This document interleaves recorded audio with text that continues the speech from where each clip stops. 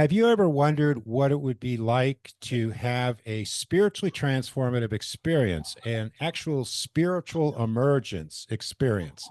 Well, if you've been wondering about that, wondering what that is and what the experience is like, today I have a guest with me, Todd Courtney, where we're going to have a conversation about that because Todd has had a lot of experiences with this and he knows a lot. And I think this will be a really valuable conversation.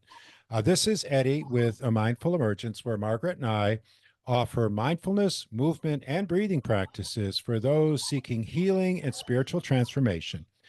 We're in the waking up business, and most of our work now is with plant medicine. We also do work, though, with people in spiritual emergence and spiritual emergency. So, welcome to the video, Todd. Thank you. Appreciate you Good to being be here. here. So, Todd is a native North Carolinian, and I met Todd several months ago, and we had a really beautiful conversation. And Todd has he had a having had a spiritual practice for 12 years, he was completely unprepared intellectually or emotionally for a spiritual emergence, an emergence that redirected the entire trajectory of his life. So let's talk about what is a spiritual emergence. Well, a spiritual emergence is when we've gone through some type of transformative experience. Could be a near-death experience, a Kundalini awakening. Maybe someone was in a long-term meditation retreat, or even a car accident or a hospital surgery can initiate a spiritual emergence. So, one of the founders of, or the main figures in talking about this was Stan Groff. And this is a very, very helpful book if you're interested in this topic, The Stormy Search for a Self by Stan and Christina Groff. And I'm going to put a link to this book in the description so you can check it out as well. So, Todd, talk to us about what happened. What was it like? How did it feel? The floor is yours. Wow. I want to first say that I am a very common human being. I'm in construction. I've been in construction my whole life. So it's not like I come from any deeply religious or spiritual background or anything like that. I think a lot of common people experience things like this, but it's not something that gets much. I'm searching for the word. It doesn't get much publicity. Mhm. And I think that a lot of people are very hesitant to talk about some of these experiences. Um, for me, there was a point um, of becoming aware that what was happening was a spiritual awakening or a spiritual emergence. Throughout a large part of my life, as Eddie said, I had had a spiritual practice of meditation and prayer. It was not religious necessarily in any way. Uh, I guess I can break my anonymity. Um, I have been in Alcoholics Anonymous since I was 15 years old. I was a teenage alcoholic. And that's what really put me in the idea of a spiritual practice in life. And after about 12 years, there was some circumstances that showed up in my life that I have later realized that's very common in spiritual emergence. There was a separation between my wife and I that showed up, and I was at a place in my life where I thought I had been doing everything right. Um, I prayed, I meditated, I did not drink, I did not use drugs. Um, I practiced honesty. There was still some dishonesty in my life, of course. However, it was not over the top dishonesty. So I felt as though I was doing everything right. I was on the right path. My ladder was against the right wall. And then Practicing this, practicing spiritual principles in all your affairs. yes, and there was some still outliers, but for the most part, I was doing pretty good. And then this separation showed up, and I couldn't understand. I didn't understand in my worldview how this could be befalling me in my life. How can this separation be happening?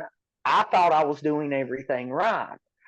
I doubled down on my meditation.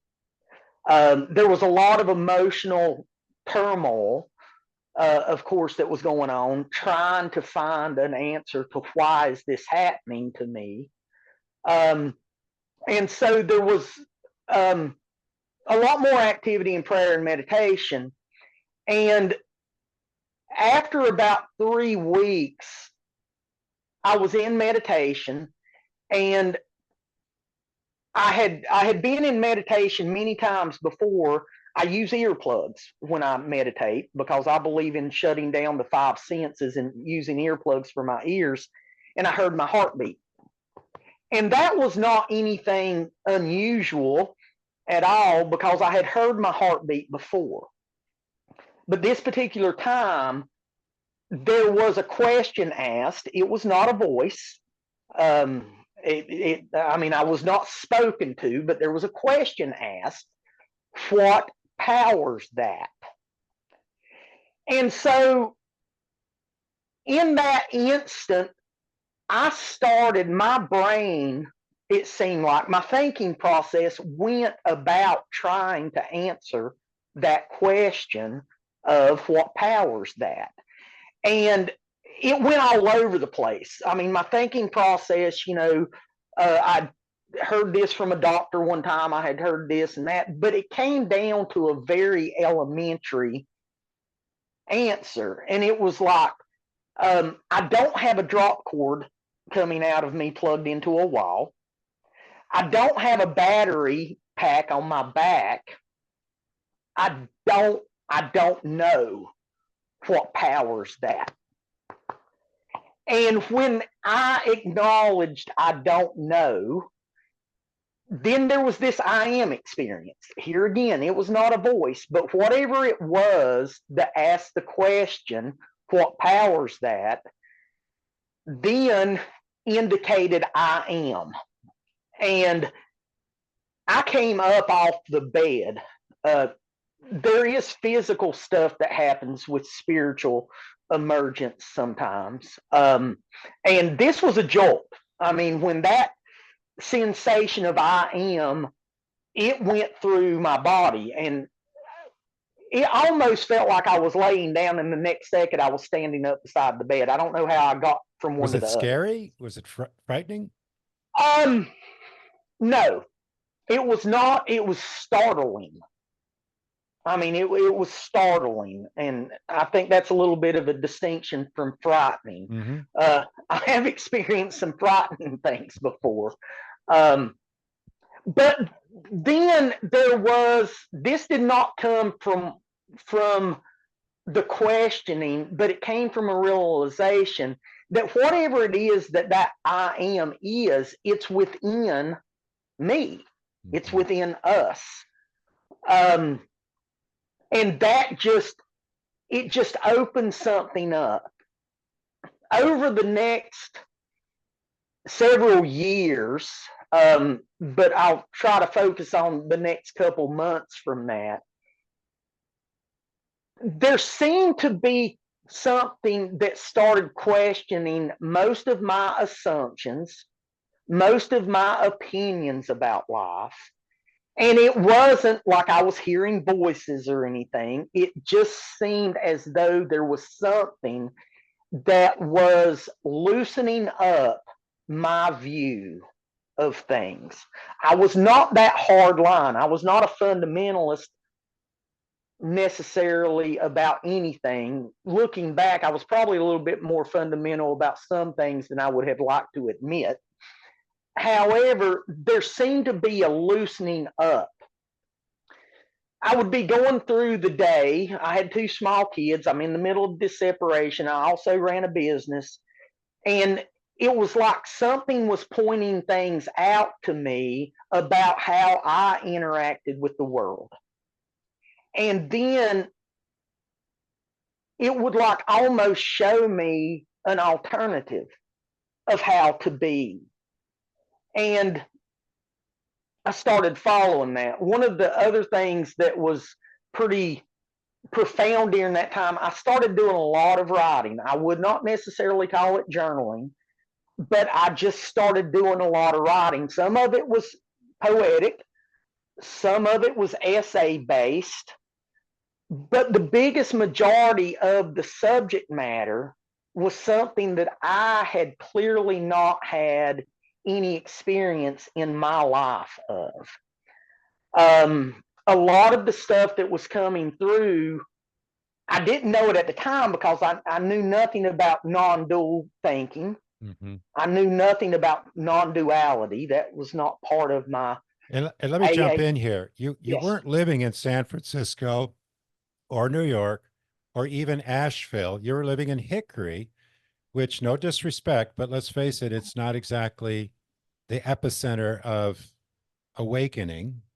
Well, there's a lot more going on here than you think. Oh, okay. Maybe I got to come down there.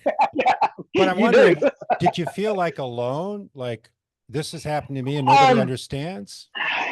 yes, and that was multifold because I had this personal crisis going on of this separation with my wife, and when this opening happened, and whatever this was that started operating in me consciously, I did not know, what to do with it. Mm-hmm. Um, Very common. exactly. And there was one time in particular, my mind had gotten to going so fast trying to solve this problem of this separation, fix this, Mm-hmm. and it just went in overdrive. And I had two small kids. I had a 2 year old and a 3.5 year old. Wow. Um, and of course we were separated. So I passed out. I fell asleep and I woke up to my 2 year old son waking me, shaking me, saying, "Daddy, me hungry, me hungry." And I opened my eyes and I recognized him, but there was no attachment. There was no, and I looked around the room and I mean, I cannot put into words the sensation. It wasn't that I was disassociated from everything that I was used to. It was just there was not there was not the same meaning there. Mm-hmm. And I think it was 12 or 14 hours later before it felt like I was back in an ordinary, but I was back into an ordinary state, what I was used to, with the memory of that. Mm-hmm. So, there was a lot of things that happened during that 3 months that was, there was about a two week period of time that during my sleep, it was like something was taking me through a process. And here again, it wasn't entities. I wasn't hearing voices, but yet there was an overwhelming feeling that something was taking me through a process. Mm-hmm. Was that, And did you feel that you could trust that? yes, and I don't know where that trust came from. Now, when going back to the multifold, of course, my wife was looking for all kinds of artillery that she needed because she was dead set on continuing this separation into a divorce. And I started sharing with her some of the stuff that I was experiencing. Did not go over well. Um, However, when it came to friends and my social network, there was almost a need to share. And there was a hope that if I could share this with other people, maybe they can help me know what's going on with me. Mm-hmm. Like, so I would, it's not like I was going out the street corners or Right. anything, but Well, you're bringing us to an important point. So you've shared what this experience was like. And from my vantage point, it sounds like there was some confusion, but you were sort of trusting this process.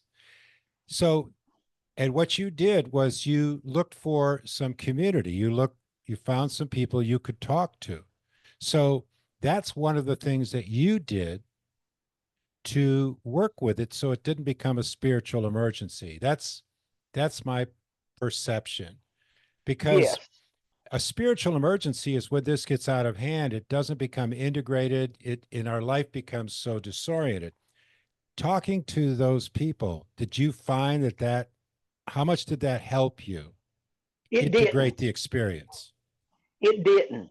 It didn't. Oh, It didn't. It didn't go over well. oh, I did start getting comments that, you might need to go talk to somebody. You right. may need to go see a psychiatrist. Exactly. And you Um, know what's going to happen there. You're just going to end right. up on a prescription The because they don't trust, understand. no. And the trust that I felt in the process, I'm going to use the word divine, but I'm not putting any religious context around that word divine. There was a feeling in me that whatever it was that was happening was divine. Hmm. I started reading stuff that I had never read before. A matter of fact, I probably started reading for the first time in my life. Mm. I came to see this, whatever this was showing me things about myself. And I realized that I didn't know how to read. I could read words, but what I would do is I would start thinking about what I read and continue reading at the same time. And in the process, I would lose comprehension. So Hmm. I didn't read. In this process, whatever this was kind of taught me to read Mm. and to be focused on. I had never been diagnosed ADD. I mean, this was back in 2001. Wasn't nearly as big of a thing back then, but I was 26 years old too. That's an important point. But whatever this was, started showing me how to read. And it was like, read what you're reading. And if you're aware that you're lost in thought, stop reading, continue the thought, or go back to the book. Hmm. And so in that process, I realized how my attention had always been here, there, just in normal life. Our attention seems to be scattered all over the place. And so mindfulness, Mm. but I didn't know it was mindfulness. It just sort of happened. What did you do to try to stay grounded and not just spin out? Um, at that point, it was subtle. It was constant, but it was subtle. And meditation was my grounding. Um, Here again, I don't hear voices, but there was a inspiration, just continue to meditate. And Hmm. for the next 5 years, it was almost as if there was a reconditioning or a re-education going on in me. I would go to a bookstore, and I'm going to use the word illuminated because some of these books almost jumped off a shelf at me. I mean, they didn't fall off the shelf as I was walking by, but it was clear that there was particular books. And when I was looking on a bookshelf, certain books would just kind of like illuminate. Hmm. And I would buy them. I would read that. I would see footnotes or a quote, and then I would follow that. Hmm. There was a lot of following breadcrumbs, Hmm. and it took me through Christian metaphysics. One thing that I do want to mention is that, being that I was in AA, Bill Wilson's um, description of his spiritual experience. And just for And clarification, he was the founder, for people who don't know, he was the founder of AA.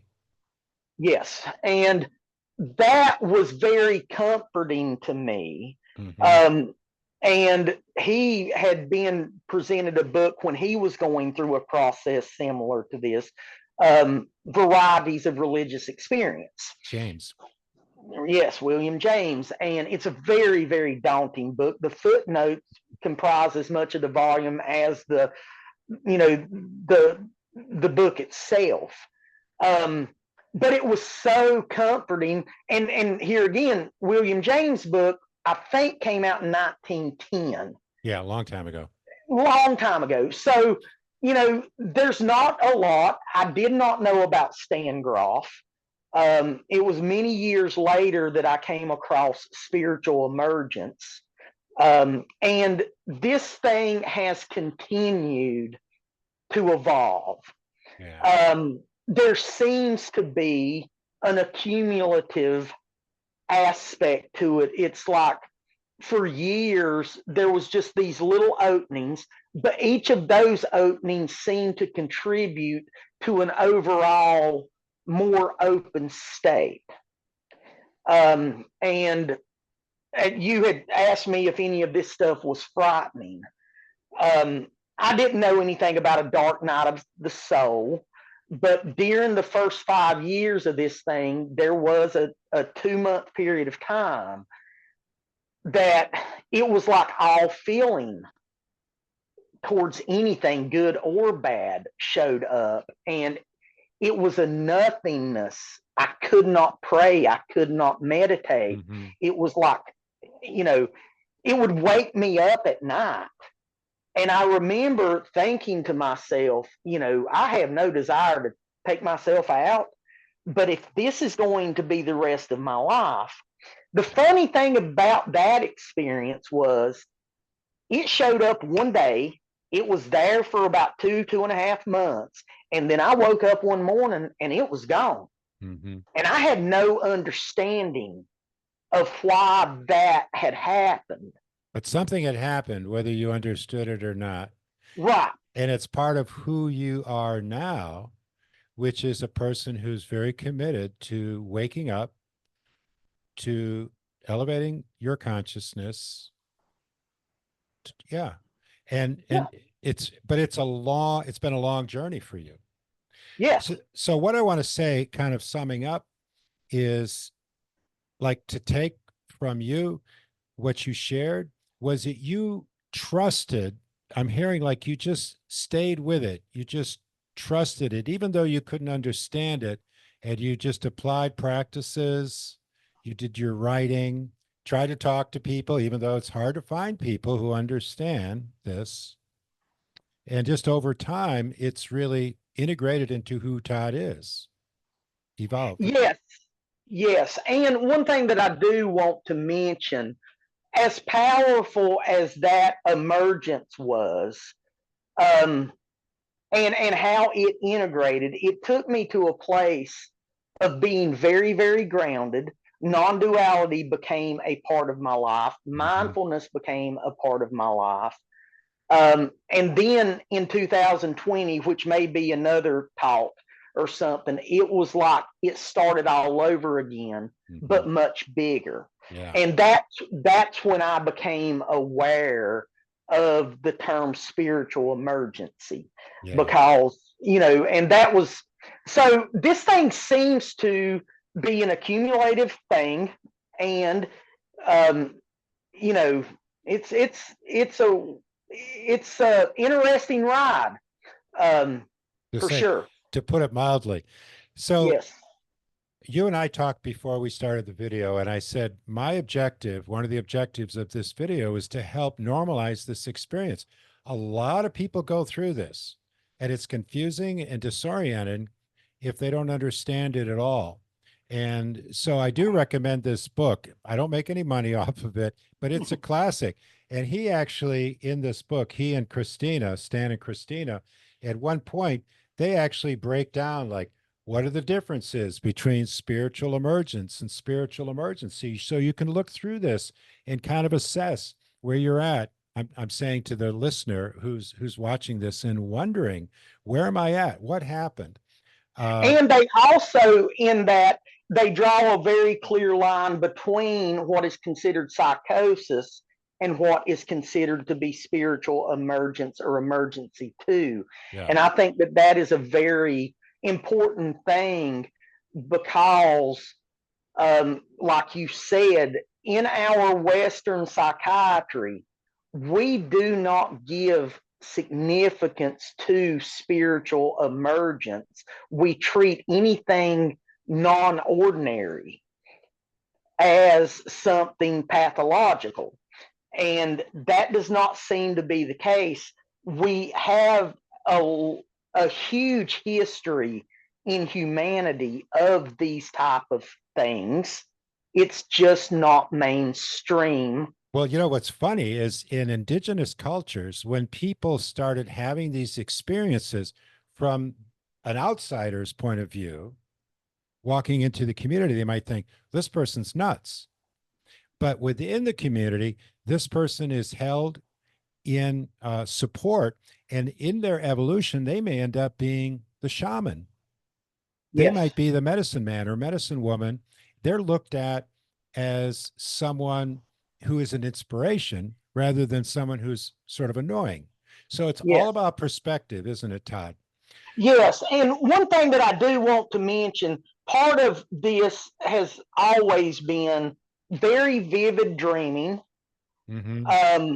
And I mean, precognitive dreaming, even. And precognitive dreaming is something that if you talk to people about, you'll find that it happens more and more. And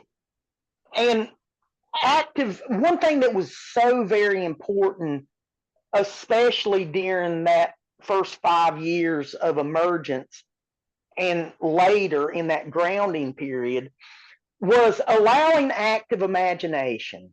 I mean, these things that seem to be coincidences started being seen as synchronicities. Yeah. Mm-hmm. And allowing myself through active imagination. I had started reading Jung, trying to figure out what had happened to me. Carl Jung. Mm-hmm. Right, Carl Jung, and came across that active imagination. And Bill Wilson even uses a term called constructive imagination. And so just playing with it, mm-hmm. engaging with it was very, very helpful in so many ways. And as time went on, there was not as much of a need to try to figure it out. And so my social circles, funny thing is, my wife and I did get back together. We later divorced, but we did get back together. We had another son, actually, so we ended up with 3 sons. You know, so it changed me. Yeah. It changed, you know, I was a better husband as long as it lasted. I'll tell you what, you're a really interesting guy. And in getting to know you as I have, you know, I just appreciate the fact that you're just so honest about everything. And that's, I think, part of your journey and part of your evolution is just really seeing things the way they are and accepting them and not being afraid of them. And so in the description that accompanies this video, there will be a couple of links. I'm going to link you to that book. And then Todd has graciously offered his email, which will be in the description. So if you want to contact Todd and reach out to him, you can do that. You can also reach out to Margaret and I. We are actually trained as spiritual emergence coaches. And we also have connections with other people. For example, in Asheville, there's a spiritual psychology center that we're aligned with. And in that organization, we hope to see support groups evolving over time. And there are a number of resources available. So please feel free to reach out to us. We can either talk to you about the work that we do or direct you somewhere else, or you can reach out to Todd. So Todd, thank you very much for taking this time to share your experiences with us. And it never gets dull, does it? No, it does never not. Gets dull. And for those of you who watch, it just keeps getting brighter and brighter. I know, it's so good. And thanks to you for watching this video. If you have any comments, please leave them for us. If there's anything that you want to share to Todd, you can't get a hold of him, I'll make sure that that gets passed along to him. And of course, if you like the video, give us a thumbs up. And if you want to make sure that you get more videos like this when they come out, go ahead and subscribe and hit the notification bell so you'll be alerted when we upload them. So thank you again, Todd. Thanks for watching, and we'll see you next time.